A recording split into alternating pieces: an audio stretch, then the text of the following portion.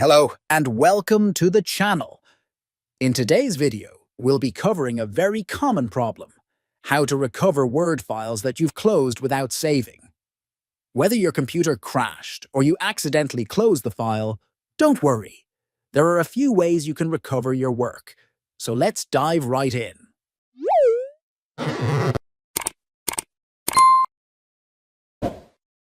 Method is the built-in feature in Microsoft Word that allows you to recover unsaved documents. Here's how you can do it. Open Microsoft Word again. Go to the File menu at the top left. Select Open from the options on the left. Scroll down and click on Recover Unsaved Documents.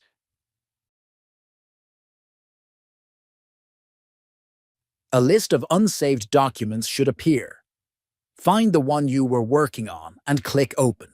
This will open your unsaved document, and you can then save it to avoid losing it again.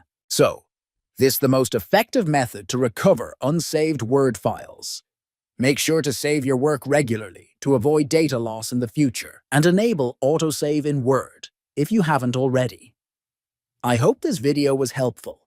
If you found it useful, don't forget to like, comment, and subscribe for more tips and tutorials. See you in the next video.